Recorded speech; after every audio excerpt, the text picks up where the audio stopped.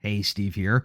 As always, this episode of BJJ Mental Models is brought to you by BJJ Mental Models Premium. Check it out at premium.bjjmentalmodels.com. If you like the public podcast feed here, there's a ton more stuff there for you. If you want to support the show and help keep the lights on, signing up for Premium is the way to do it. There's tons of strategic courseware content there, as well as access to our awesome community, and black belts like myself are more than happy to review your rolling footage if you're a member of Premium. So please do consider it. Premium.bjjmentalmodels.com. Again, that's premium.bjjmentalmodels.com. Thanks again, and as always, enjoy the show.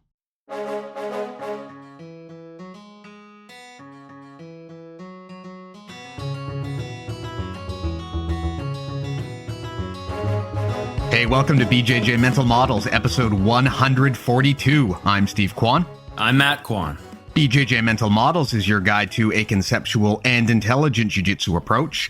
Matt, what you up to on this lovely day? I just went to a local tournament and saw two of my kids get golds today, and that was pretty awesome.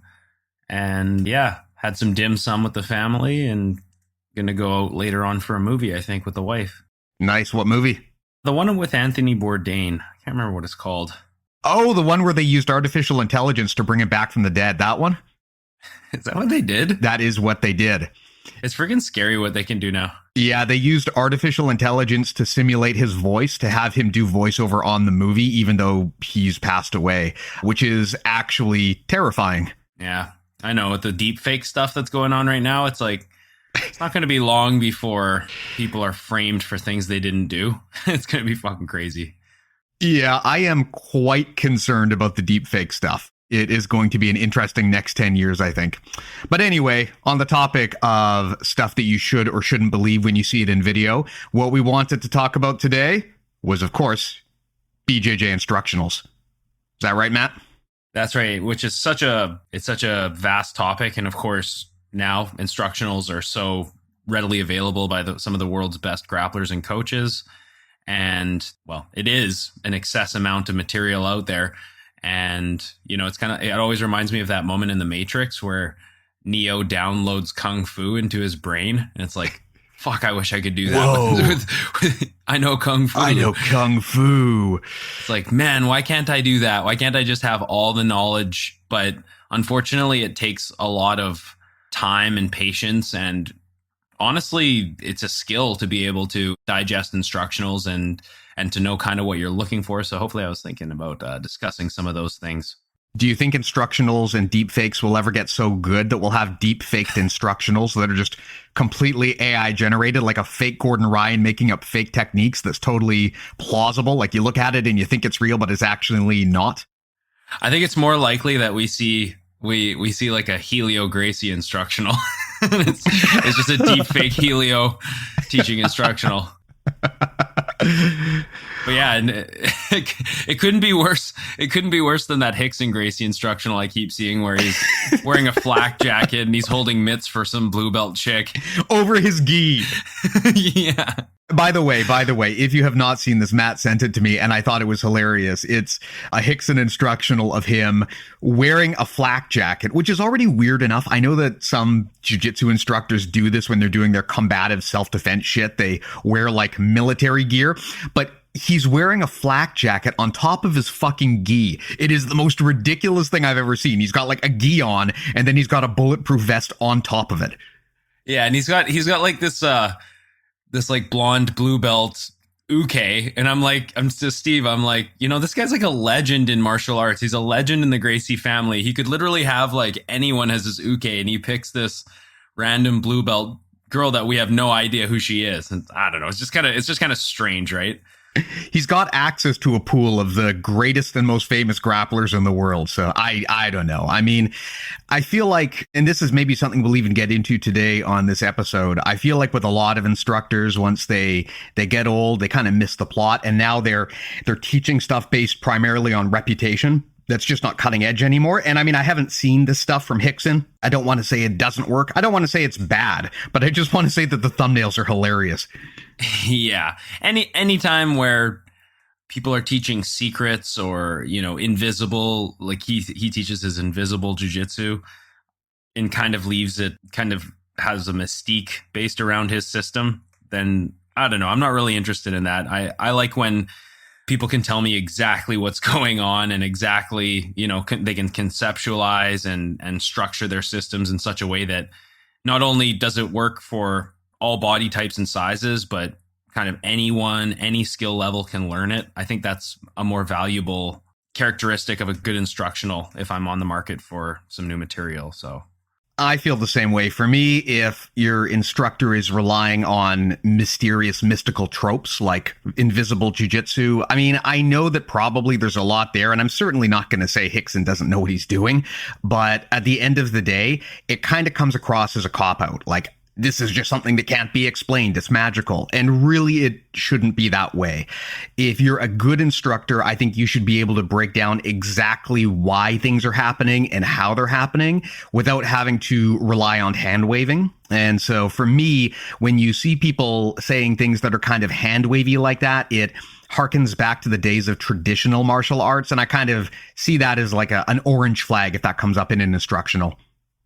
Yeah, and I don't mean to shit on Rickson at all. Obviously, like, he's accomplished a lot in MMA and in jiu-jitsu and just what he's done for the sport. And I was having this discussion with a friend a few days ago. I can't remember if there was a name for it, but it's the idea of, these legends in our sport. If you compared them in their prime to, let's say, like a Mikey Musumeci nowadays in his prime, it's just the skill level is so different, right? And the reason being is because we have access to all of the knowledge that these guys never really had.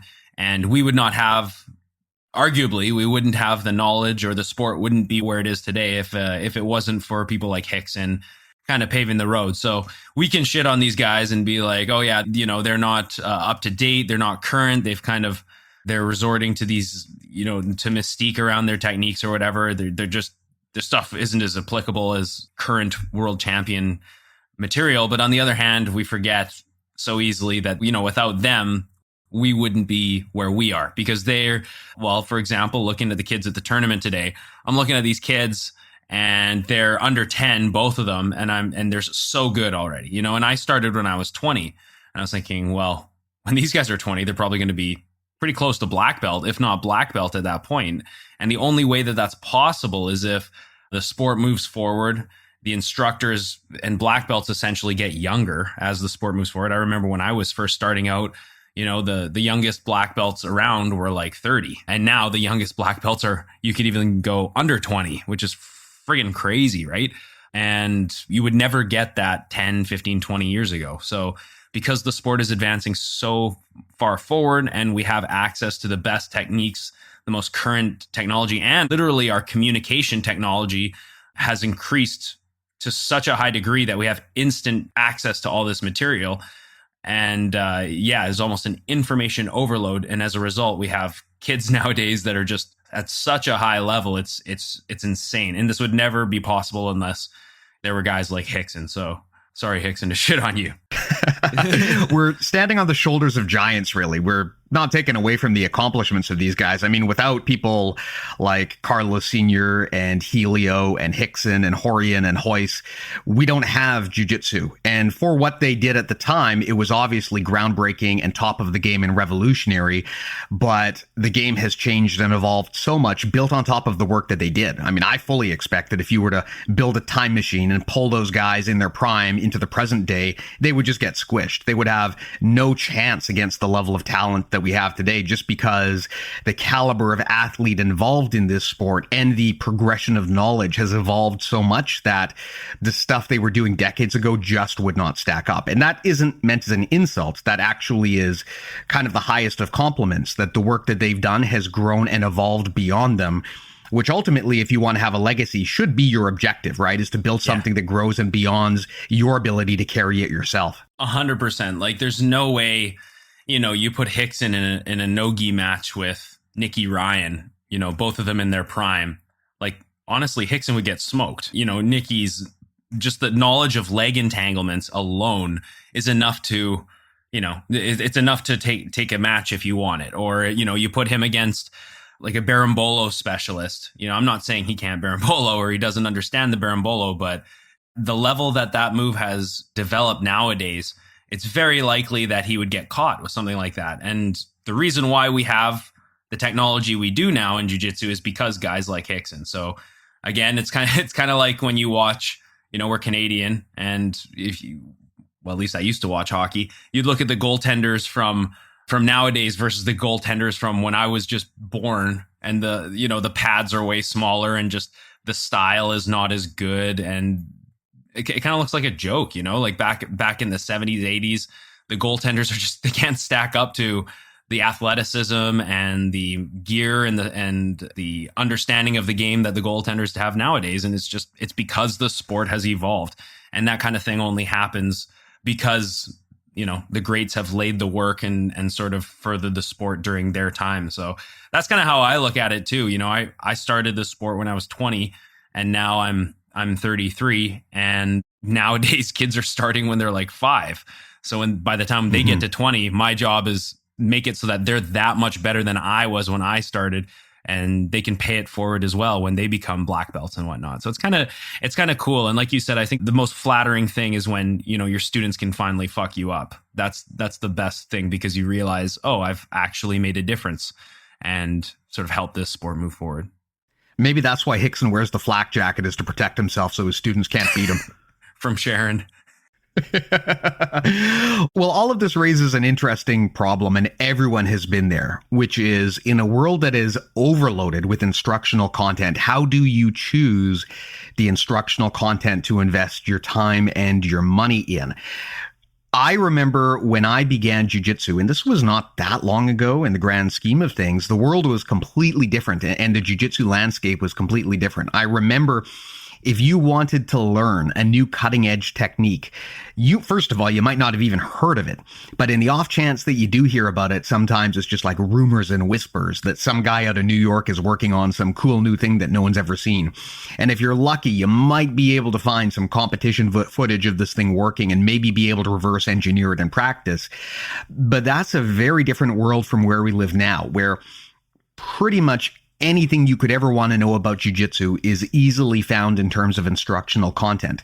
And often you don't even have to pay for it. You'll probably get the best quality stuff if you shell down some money. But even if you're just looking for free stuff, there's a ton out there. I mean, heck, look at this podcast. If you want to learn jiu-jitsu, we've got like about 150 hours worth of content here just on BJJ Mental Models alone. That's pretty much free for you. So that doesn't even get into YouTube and the things you'll find there. Yeah, like when I was a kid, there was no YouTube. There was no instant transfer of information. In fact, I'm not going to say when I started jiu-jitsu there was no YouTube, because I'm pretty sure there was YouTube at that point. But there was a few BJJ channels. Like I think Jason Scully was one of the first ones, and it was if you needed to learn something. I didn't start in the dark ages of jiu-jitsu. I was starting kind of around when Marcelo was making his mark in the early 2000s. Mid 2000, no, it would have been later 2000s. It would have been the late 2000s. We started around so he had already won 80cc and stuff like that, and things like X guard and butterfly guard were becoming more popular, and there was definitely ways you could get material when I first started. But you flash back even 10 years before, and there was nothing. There was no YouTube. There was, you would have to basically get an instructor, most likely from Brazil, to come to your school and teach a seminar. And then really, like, what do you get out of seminars? A lot of the time it's a meet and greet. You might get one or two details that are really fantastic, but other than that, you can't replay it. Quite often they don't let you film. And it was way harder to get access to new information and new content. And like you said, you basically would have to watch matches and sort of, try and replicate what you see and try and figure out what they're doing. But nowadays, my God, like if you go on BJJ Fanatics or Grapple Arts, you can go on there and it's a library of instructionals from the best in the world. They've realized, okay, there was like a shift where these guys went from not wanting to share any of their secrets to now realizing that it can be monetized, and they're trying to put all their material out so that they can get paid for it, which makes total sense. And this was evident to me most when the DDS guys started doing like leg lock instructionals, because for the longest time, it seemed like Danaher and those guys were keeping it secret, maybe 5-10 years ago when leg locks were sort of just becoming really well utilized in competition. I would say even just 5 years ago were they really becoming well utilized, and we didn't really know too much about them. We knew that they were effective. They were kind of frowned upon. The mechanics of how they worked and the context as to when they worked was still hazy at best. And it was kind of like a secret thing. Like it was pretty obvious that they didn't want these secrets to come out. In fact, my professor got in shit from the managers of Gary Tone and Eddie Cummings at one point because he was trying to use some of the mechanics that he had been taught in privates that he had done with Eddie Cummings back when he was with Danaher Death Squad. And this was a whole public thing. And, the Danaher managers were contacting Rob and saying, oh, this is plagiarism and all this stuff and all this shit like this. And the fact is that people wanted this material. This was like very highly sought after stuff because it was working at such a high level. And for the record, the shit that Rob was showing and that we all thought worked 5, 6, 7 years ago was not good. Compared to the mechanics of today, it was very, very off base, let's just say. So, we were all just trying to figure out what these guys are doing, and we're all just striving for the best mechanics.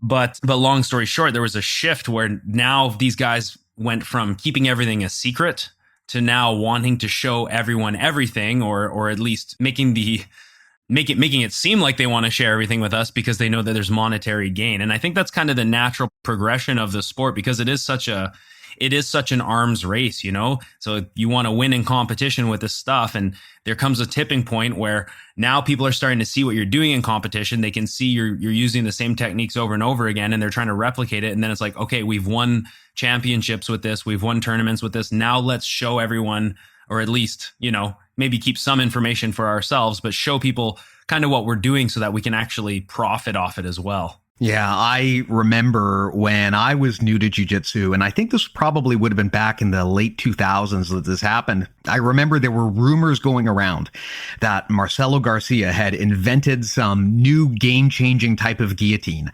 And I remember looking all over the internet to find any sort of evidence about this thing and how it worked. And the only thing I could find was a secondhand clip of Matt Arroyo, who claimed he had trained with Marcelo Garcia and Marcelo had showed it to him. So now Matt was trying to teach it, and it got recorded and wound up like on YouTube. And that was the only clip anywhere on the internet that at least I could find as to how to learn what today we call the Marcelotine or the high elbow guillotine. It was the only thing I could find. And that's kind of crazy if you look at the world today. I mean, today, if you want to learn the high elbow guillotine, you can learn it directly from Marcelo. You can probably just go to MG in Action, and I presume he has it up there. I'm sure that it's taught on a ton of other instructionals by other people. And failing all that, I'm sure that if you want it for free, you can find it on YouTube. And it's funny. It reminds me of when I was a kid, and surely you can relate, Matt. Remember back when we were children, if there was a TV show that you wanted to watch, maybe there was 1-2 good TV shows worth watching at a time. Maybe there would be a good movie coming out every few months, a cool video game, and you would wait for it, and then it would come out, and you'd have to work your schedule around getting it, and you'd get it, and you'd play that damn thing for months and months and months or whatever if it were a game.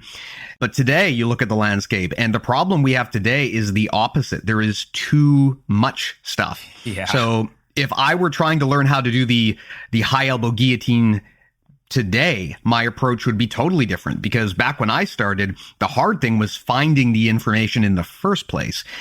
Today, the hard thing is sifting through the massive amount of noise to actually find the information that is valuable and useful. And then you get into questions of vetting it, right? How do you know which of these various instructionals is actually the best one? Which one teaches the best job? Or maybe they all teach a good job, but they all show different relevant details.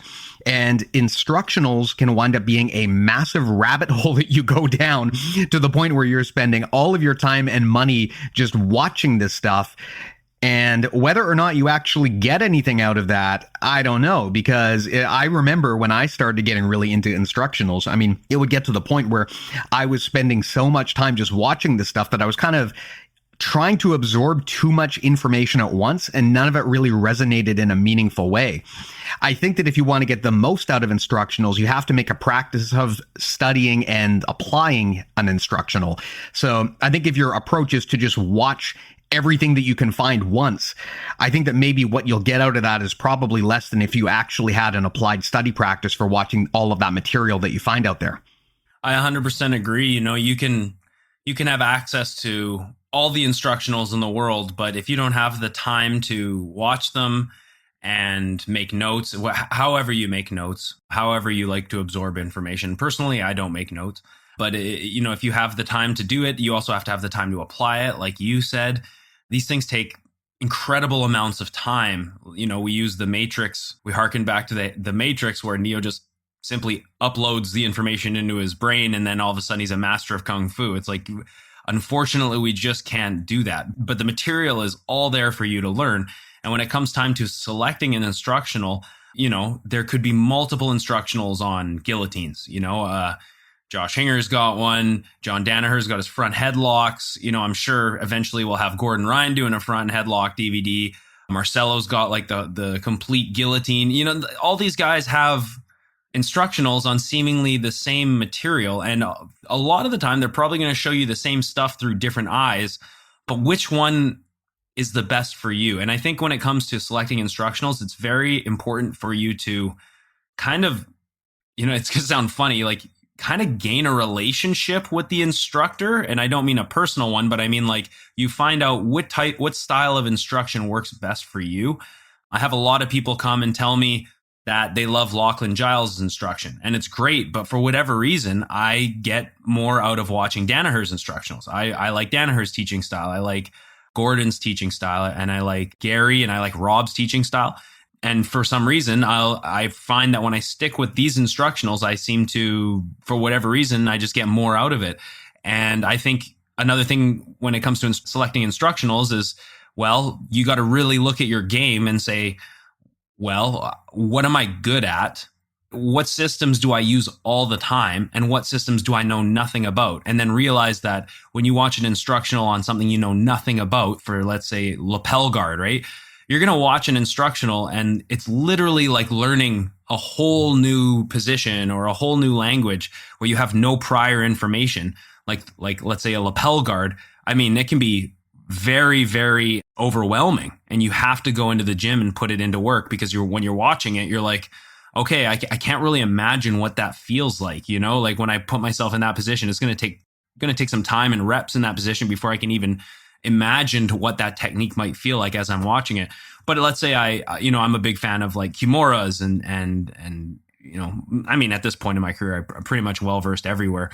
Let's say I love Kimuras. When I watch Danaher's and Kimura instructional, I know probably 80% of the material I'm watching, and I'm not trying to absorb a holistic system. I'm basically looking for small details here and there that are kind of hidden in the instructional that are just game changing. And that happened to me literally a few months ago when we did the Kimura module, at my school. I put on the Danaher and Kimura instructional. Like, okay, let's see sort of what he says. Watched it from the beginning. And then I realized, like, I already know all this stuff, but maybe once an hour of footage, I would get one or two details. I'm like, oh my God, this is like game changing. And then I go apply it in the gym right away. My game was enhanced to a high degree just because of these details that I was getting that I didn't have before. So that can happen. And I think when you're a black belt and you're trying to do further study on systems that you're already really well aware on, it's important to not, you're not really watching instructionals anymore to absorb an entire system, but more so just those little key details that you may have been missing, and they can really enrich the way that you use those systems. And that can have a dramatic effect for your entire career from then on. Yeah, that's a really great series of points there. First, I would add on and agree with what you said about how different instructors can all technically be good, and maybe one is not necessarily a better instructor than another, but they just have a way or a method that resonates with you. And I agree with you on the Lachlan stuff. I find that Lachlan's approach is very clinical and very specific to individual techniques. And of course, seeing myself as a concepts guy, that's never really resonated with me. I'm the kind of person who would rather listen to someone just sit down and talk for 10 minutes about ideas. And then from there, I can use that to kind of put the pieces of the puzzle together in my own mind. 100%. Yeah, I know though that's just me. A lot of people hate that. A lot of people, Yeah. when they get an instructional and the instructor is just sitting there and not showing anything, they skip that part because they hate it. They want to see the techniques. Yeah. But that is an approach that for me, that kind of just like bombard my head with all of these details approach, it just doesn't work. I need to have someone explain to me exactly why you do the things that you do. And if I can understand all of that and all of the concepts and mental models behind it, then it's pretty trivial for me to actually piece or even invent the technique in my own mind once I understand the mechanics and the ideas. Whereas a lot of other people, they want to just go in and see how you play K-guard and drill it 800 times. And then for them, that's how they learn. And that's an important consideration, is that you might have two instructors who are teaching the same thing in very different ways. And they're both technically very good at it, but for some reason, some of those instructors, their method might just resonate with you better than others. That's definitely been an experience for me. And I've also found that certain types of information lend themselves better to being attacked from different angles.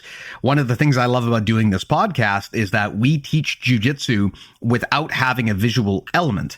And that means we really only are able to talk about things like concepts. And that means that we have to engage the mind of listeners in a different way than we would if we just turned on a camera and said, okay, do what I do. And I find that approach, if you can hit something from multiple angles where you have a lecture-based long-form discussion like we do here on BJJ Mental Models, and then you supplement that with some visual examples, I find that can be helpful rather than just trying to watch the same thing over and over again. So what I would suggest is, I mean, if you love Lachlan's Instructionals, for example, if you're only ever watching Lachlan's stuff, then you could fall into a trap where his style is showing you one side of the box, but there are other elements that his style is not getting into. And rather than just watching all of Lachlan's stuff and only Lachlan's stuff, you probably want to supplement with opinions from other people, because what you might find is they fill in some of those missing aha moments that you're just not going to get seeing only one person's point of view. So I think a mistake that a lot of people make is they pick a favorite instructor and they only buy the DVDs from that person. Yeah. And in a lot of ways, I see that as a very similar problem to people who never leave their home gym and they only ever train with their instructor because they're only ever getting one point of view. It's the same thing. And that's not to shit on any of the famous instructors out there, but I'm just saying that no matter how good one instructor is, they're going to have their own slant on how to view things. And the best thing to do is to kind of see the shape as a whole. And the way that you do that is by looking at other people's points of view too. Definitely. And I think, you hit a lot of great points there. And it's true. If you only watch one instructor, or, you swear by only one person's material, you will kind of get a lopsided view. I tend to pick guys that are, I really like the DDS guys. And one of the main reasons is because they're some of the best in the world at what they do. Like Gordon's undeniable, and Danaher as a coach is undeniable. His knowledge is undeniable. So I tend to go with those guys, but I will get really cool insight on certain positions from watching Lachlan, like his backside 50-50 stuff, or Ryan Hall. When that stuff started coming out, that was stuff that at the time, Danaher and Gordon didn't really have any material out on the backside 50-50. And then I saw that, I'm like, oh, holy shit. Up until then, I was just working off of like the Ashigarami based system. I wasn't really going to the backside 50-50 position. In Danaher's leg lock instructionals, enter the system leg locks, he didn't even discuss that attack vector. And then I saw Ryan Hall show that, famous for his victory over BJ Penn. And I was like, man, like, what's that heel hook? Like, I haven't seen that heel hook before. It's an inside heel hook. What position is that?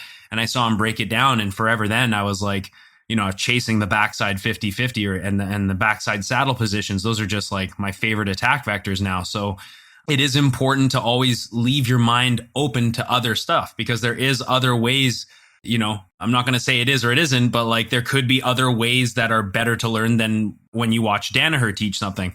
That being said, probably my favorite instructor that I've seen, just because of the mixture of raw technique and conceptual approach. That's one thing that I really like about Danaher and Gordon's instruction, is the fact that there is a combination between concepts where they're just discussing ideas and techniques. And let's be real, I mean, watching Gordon Ryan, his teaching style is quite similar to Danaher. And he uses a lot of the same language, the same mannerisms even. And obviously that's his professor. So he's working off of a lot of the same technology, but just contextualized in a different fashion. But yeah, I mean, that is, you're always going to find different things from different people, even if it's the same system. And I think that that's a good thing. If you watch different takes on it, because all it does is it gives you a wider view, and you could just we were discussing about picking up small details. That's really why I watch instructionals nowadays, unless it's a brand new system for me, something that I have no familiarity with. I'm usually just watching to get that, that one detail every half hour or whatever that could be totally game changing. And I firmly believe that you can just discover that one detail that will literally change your journey. You could be so good at arm bars or kimuras or whatever, and then you see that one detail that just kind of puts everything into context as to maybe now you use that move in a different time, or you realize like, I'm really good at that move, but I'm not really good at getting to that move, or I can kind of get to that move sometime. And then you'll watch an instructional and they'll be like, okay, when my opponent does this, that's when I know to do this. And you're like, holy shit.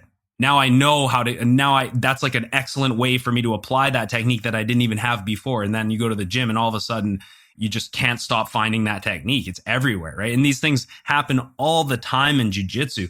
So long story short, I mean, you should definitely seek out different instructors and get different views on techniques. But generally, if I'm going to select an instructional, or if I'm going to choose an instructor to follow, I'm probably going to pick someone who's well established, someone who specializes in that system. For example, if I want to learn a worm guard, I'm going to go to Keenan Cornelius because he's kind of the inventor of that position, right? It makes sense to go for that. Or if I'm going to learn leg locks, it makes sense that I want to learn Danaher's system. Maybe it's not the only system that I'm going to learn, but I want to see how he teaches it. I want to see the mechanics he uses. And then from there, we can branch off. Definitely. What you mentioned there is something that I think is also important to touch on, which is that different lessons resonate at different points in time for different people. We're not all going to have the same breakthrough moments at the same time in the same places. Maybe there's a light bulb moment for you that's going to go off that's different from the light bulb moment for me. And that might also vary depending on how far along we are experience-wise. You brought up a good example, which is that when you're early in your journey, if you're looking at a system for a brand new time and it is totally foreign to you, then the way that you will learn it is probably different from if you're experienced with it and you're fishing for new insight details. I find that if I am trying to refine what I would call traditional jiu-jitsu, this is something that I've been doing for over a decade. I have a pretty good handle on it, so I don't need someone to walk me through the nitty-gritty. The way that I attack that is similar to what you talked about, where maybe you already know a lot of what's there, but by going through someone else's approach, you pick up a few key insights, but you don't really need to have that foundation built for you. But on the other hand, if I'm learning something I've never seen before, like if I'm new to leg locks, I mean, I suck at leg locks. If I'm new to leg lock systems, I can't just jump into something and have that base of knowledge and just have assumptions about what I know. You have to then build up that platform for me so that I can get to those breakthrough moments. We talked about that prior on earlier episodes, an approach that we just call incremental learning. And the idea being that there are phases to learning, and you can't just info dump everything into someone's brain at the same time like Neo in the Matrix. You have to start off with a very foundational platform, and then from there you build on that, and eventually, ideally, you get to a point of mastery where you already know most of the basics, but you're just adding in little details here or there that you might not have considered prior. Yeah, and of course, when you're watching an instructional, you have to learn how to retain the information. I'm pretty sure we had an episode on retaining information, Yes. And that really is a skill all its own, because everyone learns in different ways. Me, I'm a very visual learner. It's been that way for me for cooking, and basically anything that I've ever done in life, I learn so much better when I'm watching it and I try and replicate it. And jiu-jitsu is no different. I never really got too much out of making physical notes and writing them out, although I know a lot of people who do that. A lot of people carry like a notebook and they take notes that way. It's not really something that I've ever done. I generally like to watch something a few times, and even I'll watch it and then come back to it maybe next time before I move on, I'll sort of do a brief overview of what I watched to see if I can regurgitate it in my mind. And then when I take it to the gym, I'll try it out. And then when I go back and I watch it again, I'll be like, oh yeah, now that is set in my memory. I can now say that that is a technique that I have fully absorbed. But personally for me, if I was to recommend one of my white belt students, if they came up to me and said, hey, I got this instructional, what's the best approach? I'd be like, don't watch more than a half hour at a time. Personally, for me anyways, I know people that can watch instructionals for hours, which I don't understand. Any more than a half hour to 40 minutes for me, and now we're starting to see negative returns, I just can't remember it all. And I want to keep it fun and fresh in my mind when I watch an instructional.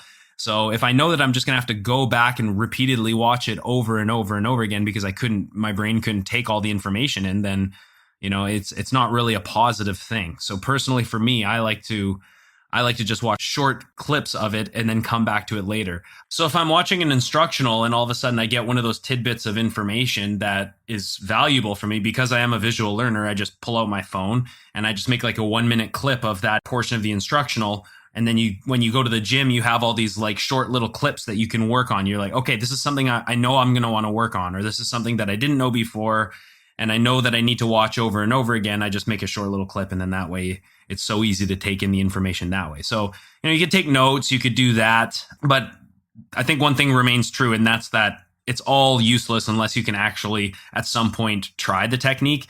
So like I had people during the lockdown say they did nothing but watch instructionals, but they had nowhere to try the techniques that they learned. So they come back and they don't really know what they're doing. They have all the knowledge that they've watched, but they haven't had any mat time to actually implement it. So you really need to use mat time to be able to troubleshoot it and to actually feel the technique. You can't always just watch it. Yeah, that's a mental model called Effortful Retrieval. On episode 93, we talked about that with Cal McDonald. Basically, it's going to be really hard to retain anything unless you actually make work to put it into practice and to try to bring it back out of your mind. A mistake I used to make all the time with instructionals is I would just watch them once and then I was done. But the problem is that doesn't really help you retain information. It just kind of goes in one ear, out the other. You have to build in a practice to help yourself recall it and apply it. And that's how you move that around in your brain such that you can actually apply it and recall it effectively. So if you're having trouble recalling things that you watched, there's a good chance that you're not making enough effort to apply an effortful retrieval practice. That is where notes can be very useful if you want to do that approach. You'll probably find, unless you're doing something with like spaced repetition and flashcards, you'll probably find that you don't really go back and consult those notes as much. You can do that. There's approaches you can do like spaced repetition to do that. And we've talked about that before. But even just the practice of taking the notes can be very helpful, because by taking notes, you force your brain to recall what you learned. So even if you write down those notes and then you throw them away and you never actually look at those notes again, the practice of taking the notes themselves can still help you improve your recall, because now you've strengthened those neural pathways in your brain by trying to recall the information again. So effortful retrieval, very important if you want to try to retain information. If you're just watching an instructional and then putting it back in the drawer, you're not getting any value out of it long-term, most likely. Really what you need to do if you want to get value out of an instructional is come up with a practice where you recall that information either by taking notes, but of course, I mean, for jiu-jitsu people, the gold standard is figuring out a way to apply those lessons on the mats. If you sit there and you spend 5 hours watching an instructional and then you just go to the mats and you train exactly the way that you always used to train, and you don't do anything different as a result of watching that instructional, then there's no effortful retrieval. There's no repetitive practice that will help you strengthen those neural pathways to make it easier to recall and manage those things. So that is a huge mistake I personally have made when it comes to how I absorb instructional material, is I will just watch it and end the practice there. You brought up a fun point about just the last year and a half with the pandemic and everything. I mean, I've been off the mats most of that time, and because I wasn't training, I mean, I had to make that decision. Do I sit around and just do shadow drills in my house for a year plus, or do I just take all of that training time and channel it into, just watching instructionals. And I didn't. What I wound up doing instead was actually channeling all of the time into building the podcast. And as a result, I started networking with and speaking with some of the, the brightest minds in the sport. And I actually found that practice probably was more beneficial to me than if I just did shadow drills or watched Danaher instructionals in my place. Because if I'm on a call and I'm recording and speaking with someone about these ideas, and then I have to go back and edit that by listening through it again, and then I have to publish it and administrate it and push it out there onto the internet, it forces me to go through that material over and over and over again. And the end result that I actually found is I feel like, and I mean, I can't prove it, but I feel like I probably learned more about jiu-jitsu doing that than if I had just done shadow drills in my apartment, or if I just watched instructionals that I bought online. I think just that fact that even if there's not a physical element, the fact of working with your mind and forcing your brain to work makes you so much better at retaining and applying this information. Yeah, I don't find too much with shadow drills and solo drills. I only really get actual benefit out of that if I'm practicing like a core movement. Like if, let's say, I'm a beginner and I've never done a Granby roll, or an inversion, that makes sense. But if you can do all these core movements and nothing's new to you, I mean, I don't really get much out of like drilling on a dummy. I'm pretty sure we've discussed that before. Yeah. But what I do get a lot out of is the portion of instructionals where, like you said, where they might just sit there and talk about ideas. Like Gordon does it, Danaher does it, Ryan Hall does it. And that's where you don't really need any mat time repetition. You can just listen to these ideas and immediately take them into your memory bank. Whereas if you're learning a new technique and you can't visualize what it might feel like, then, oh yeah, I'm going to have to actually go in and put this into use. Another thing is you will realize that there's many instructionals on different guards, whether like an open guard. I know Lachlan's got like a K guard series. And of course, Danaher and Gordon, they have open guard series, and the philosophies are very different. Lachlan quite often talks about how a lot of the time he favors guards where he has the outside positions, such as like De La Hiva, and that segues into K guards and things like that. Whereas Gordon's philosophy on his instructionals are always feet on the inside. That's interesting because how could these two very, very high level grapplers, world-class grapplers, have conflicting philosophies, right? And again, I think it's important to realize that there isn't a right or a wrong way, but there is reasons for why they might prefer a particular style. And it could be related to body type. It could be related to their favorite attack vectors. It could be related to the fact that, Gordon does only no gi as opposed to gi grappling. If you go gi grappling, it makes sense to have your feet on your opponent or feet in the outside position. However, if you're playing strictly an ashigarami based game, it makes sense for your feet to always come back to the inside. So I think that that's important to realize, that you will watch instructors talk about similar subject matter and have completely different philosophies on when and how these positions work.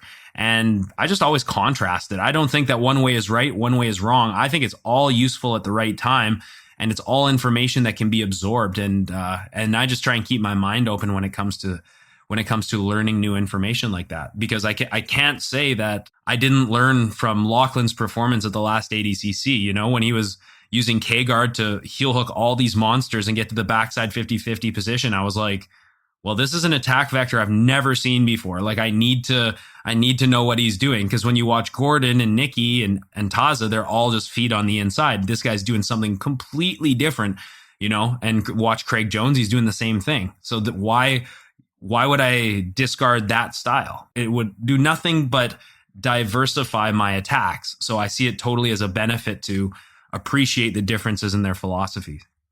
Yeah, absolutely. And I think it's also important to note that when you're evaluating all of these different concepts and different instructors, I think that a trend that I see now is, and this makes sense, there's obviously a desire to go first to the biggest name in terms of instructionals, right? Danaher, Lachlan, the DDS guys, they dominate in terms of instructional sales, and rightfully so.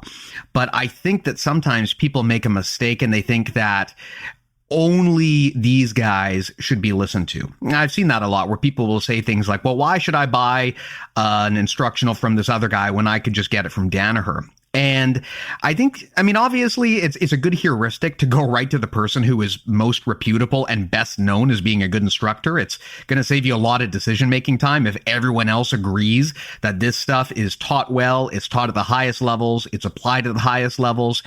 But that's not the only place you can learn from. And sometimes some of the best lessons come from very unexpected sources.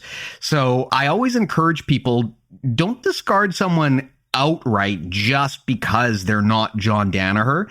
Obviously, you want to have a slightly more critical eye, especially if they're saying something that contradicts all of the best in the world. But they could still have a point. Or even if they're not completely right, maybe they at least have a new slant on things that opens your eyes up into a way that we hadn't thought of before. Lachlan and his team focusing on outside attacks are a great example. I used to always advocate inside channel, inside channel, inside channel. And I have to acknowledge now that that is not the only way to do things. It is the way that I often do things, but that is mostly because of the way that I was taught and my particular goals in jiu-jitsu, which involved mostly getting small, getting underneath my opponent, keeping my limbs retracted. That plays very well into an inside channel game. But there's a lot of awesome people who don't do that, right? And they go around the outside, they try to reap the limb. That is just as applicable, although the philosophies that a person like that is going to use are totally different from an inside player. And that's an important thing to understand, is that sometimes, like you said, people will come to completely opposing solutions to a problem, both of which might work.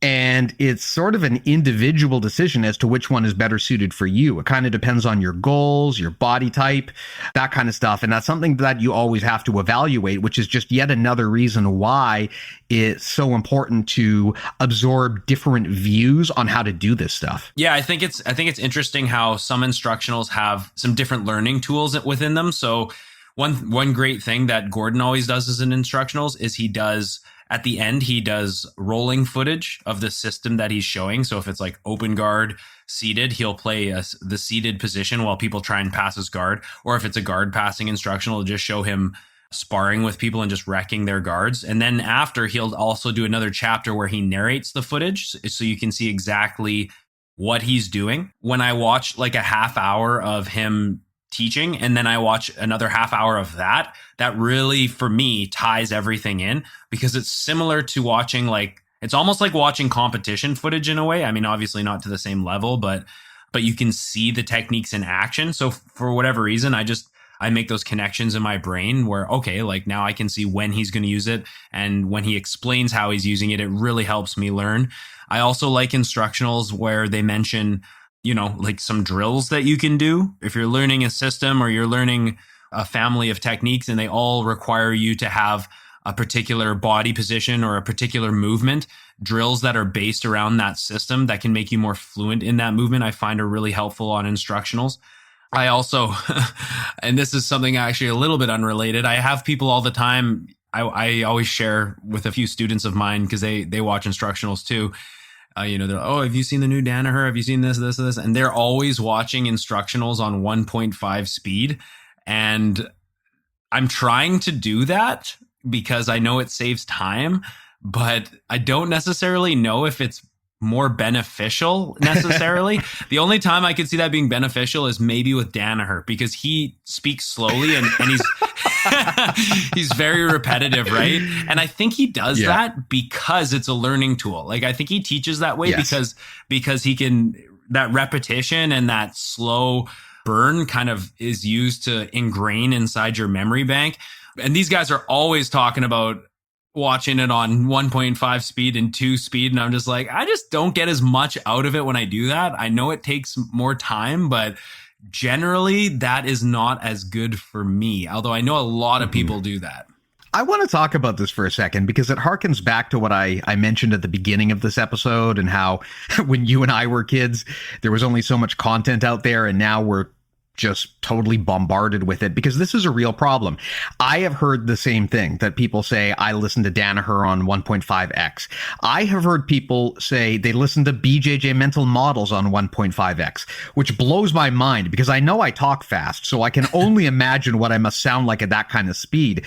And I think that a lot of this is because we live in an era where there are constant demands on our attention, and there is a never-ending just waterfall of content coming at us, and we feel pressure to get through this content fast so that we can get to the next thing. Because after we finished Danaher's first 8-hour instructional, we got 10 other Danaher instructionals, all of which are 8 hours, that are lined up after that.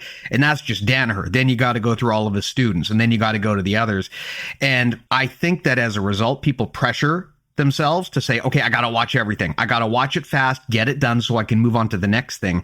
But like I said, I am not sure if that is a good practice for actually retaining information, because it's not really effortful retrieval. You're kind of doing like a sprint through the content, and I just don't see how you can really get the best retention out of it. I feel like a slower, more deliberate practice of reviewing the content and coming up with a way to apply it is probably going to, I mean, if anyone here out there, you know, is like a psychologist or a scientist and knows this stuff, please do write in and tell me. But I feel like if you take a more deliberate approach to learning and you try to systemize a way to apply the stuff that you read and you revisit that content, you're probably going to retain it better. I recorded a premium episode with Emily Kwok recently, who trains under Josh Waitskin and Marcelo Garcia. And Josh Waitskin is the guy who wrote the book, The Art of Learning.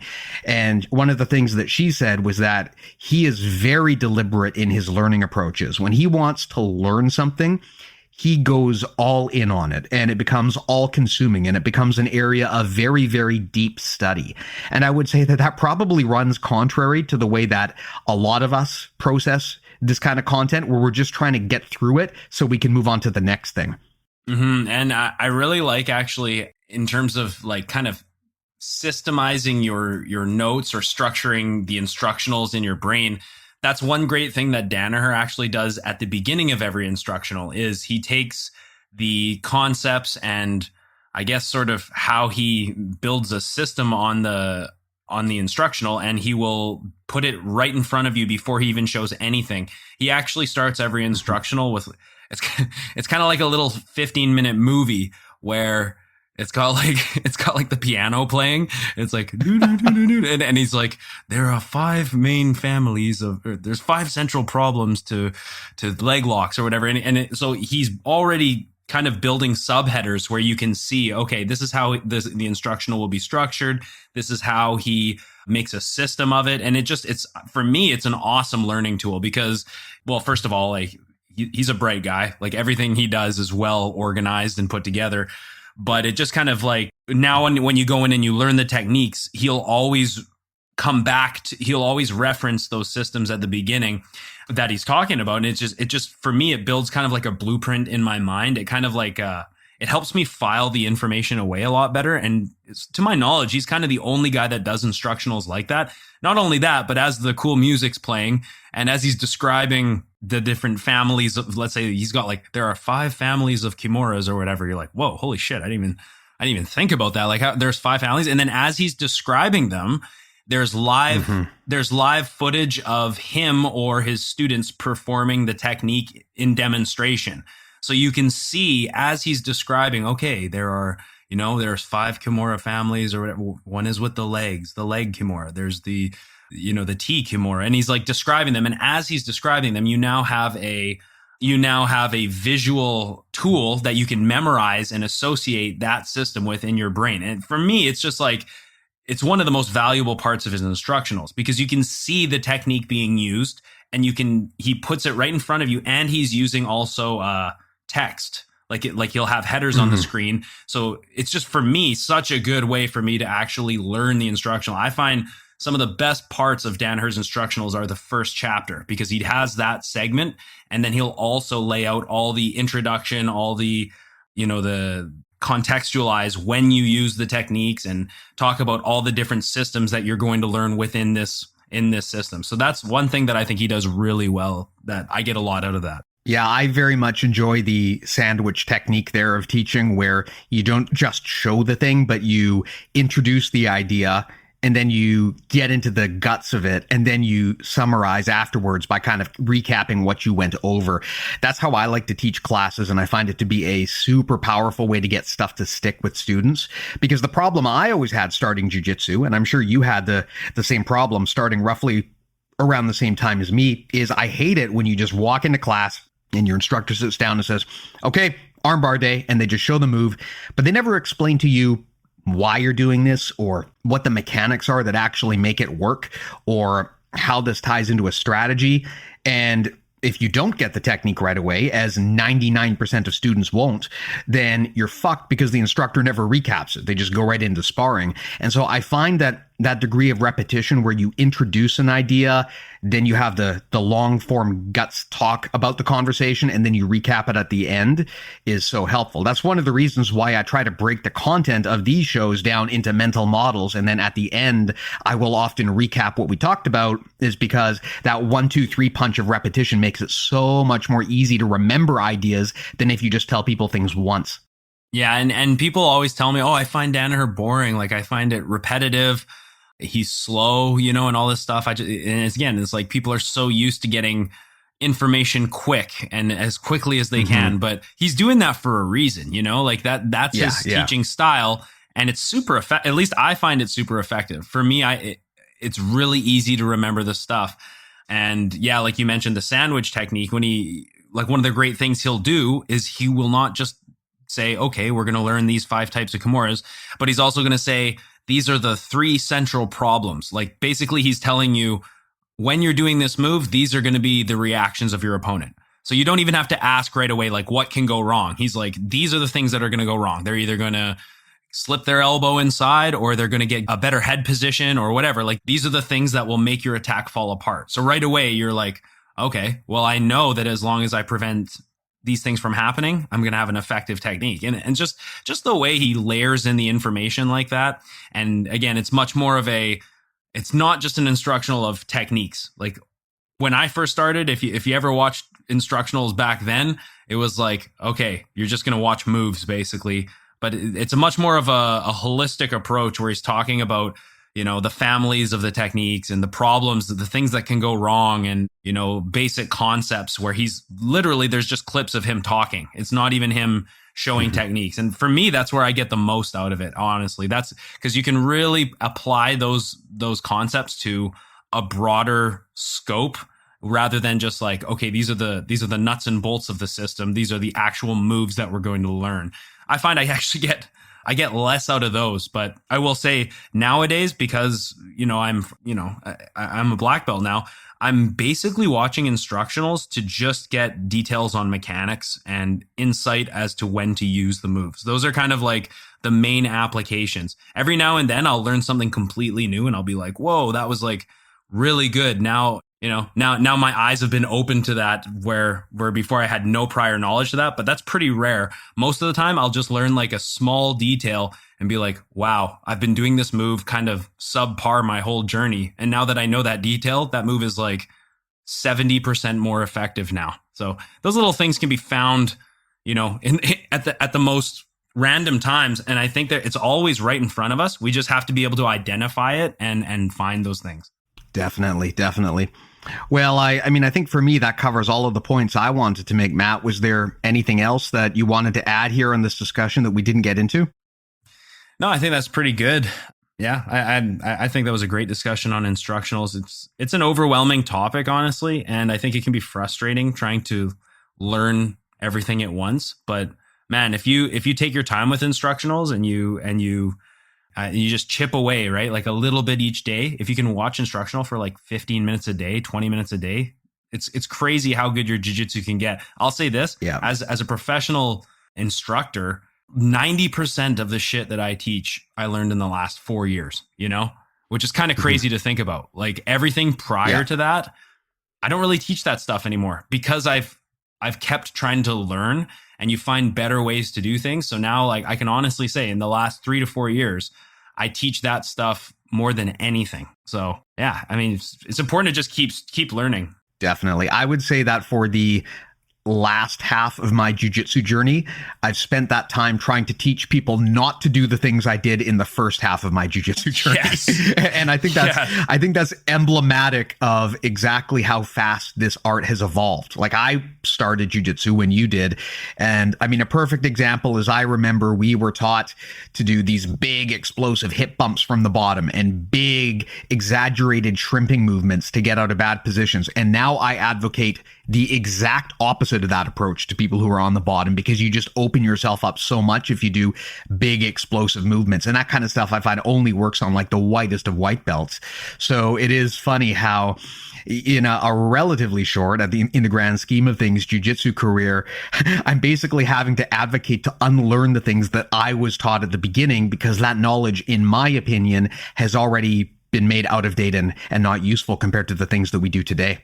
For sure. And just to kind of tie in what we were talking about at the beginning of the episode, I mean, the technology is just, it's increasing at such a high rate now. There's so much information coming out there. If you just do a little bit of due diligence and try and learn some of it, man, like it's crazy how good your jiu-jitsu can get. And if you're an instructor, if you're not studying and learning, you're going to end up one of these guys who just kind of falls behind. Even locally here, there are instructors that are like that, who basically have stopped trying to learn more about jiu-jitsu. And it's obvious, it's through their students and through their teaching. So you have to stay ahead in this game, because jiu-jitsu is an arms race.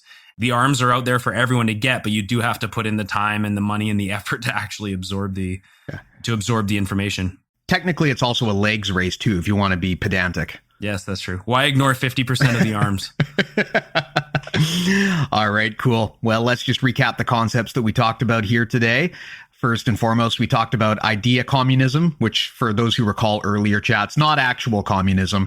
This is a concept that was proposed by a sociologist a long time ago. Basically, the idea is that the free sharing of knowledge results in more rapid innovation than trying to hoard secrets. And that change, that paradigm shift in jiu-jitsu in the 2000s, is one of the things that led to such an explosion of development in the art. We talked about learning modalities, the idea that trying different approaches and looking at problems from different angles can help you learn a lot faster. In the context here, that means not always relying on the same instructor or on the same instructional, but looking for other slants to approach a problem. Incidentally, that's what BJJ Mental Models is all about. We use this audio approach because it is such a different and unique novel approach to teaching that nobody else does.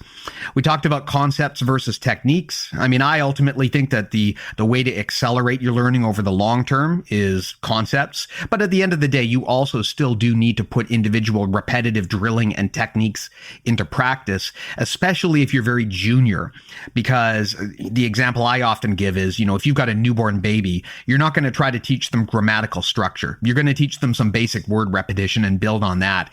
And it is kind of hard to run before you can walk. I tried to teach them triangles. I tried to teach them arm bars. We talked about incremental learning, the concept that you can't learn everything all at once. You cannot download a whole martial art into your brain. So a good instructor and also a good learner will break things into chunks and always be trying to move up to the next level, but understanding that you can't learn everything all at once, and the right lesson for you at your point in your journey might not be the same as for someone else. We talked about effortful retrieval, the idea that you have to make your brain work to recall knowledge if you actually want to be able to recall it effectively. So good learning practices involve not just being one and done with the content, but actually going back and revisiting it and making your brain work to bring it back into the forefront. We talked about spaced repetition, which is a powerful technique of retrieval. If you want to use flashcards and stuff like that to really drill stuff into your brain, spaced repetition is a very powerful concept and a very powerful method, and you can actually check the show notes, and I got a write-up linked in there. And we talked about cognitive load. If you expose your brain to too much stuff at once, you can actually wear out your brain, not permanently, but you can actually tire out your brain to the point where it will not be effective at learning anymore. So it is important to understand that trying to take in as much stuff at once is not always the best way to actually making your brain work. It is good to make sure that your brain is always consuming a digestible amount of data rather than trying to just cram everything in like Neo from the Matrix. So with that said, Matt. Although that would be fucking sweet. Oh, dude, I can't wait. I can't wait. Like, I'm a little bit worried about having a headphone jack in the back of my head because, you know, you think computer viruses are bad enough. Can you imagine if you get one of those in your brain? But other than that, the idea of being able to just learn everything in a second, it does sound pretty great. Would save me a lot of time. I mean, we're probably going to have problems like that in the future if all this if all this shit continues. We're basically becoming more and more like machines, so who knows? Maybe one day we'll be able to upload the information right into our brain. It's possible. Yeah, in which case you won't need this podcast anymore. So that would be... So fuck, I hope that doesn't happen. And on that note, if you want a really unique and novel way to learn jiu-jitsu, I do recommend you check out BJJ Mental Models Premium. That is the subscription site where all of the gold tier courseware content we've got is. If you want to really dig deeper into these concepts, that's how you do it. You can go to premium.bjjmentalmodels.com to check it out. I did mention earlier that we're in the process of knocking off a really cool instructional series on there with Emily Kwok, talking about things like peak performance. So do check it out. I highly consider you do. There's a 7-day free trial. You can cancel whenever you want. I'll definitely do my best to make the value there for you. Premium.bjjmentalmodels.com is the way to do it. And of course, if you're not up for that, but you just want to throw some bucks to keep the lights on, patreon.com/bjjmentalmodels is an option as well. So you got 2 different ways to do it. Matt, really awesome chat. Thanks so much for dropping by. I thought this was a fun one, and I'm glad we finally got to do this. Oh, fuck yeah, bud. Always a pleasure. Thanks for the chat. Thanks you to everyone who supports the show. Yeah, thanks, everyone. Talk to you guys next week.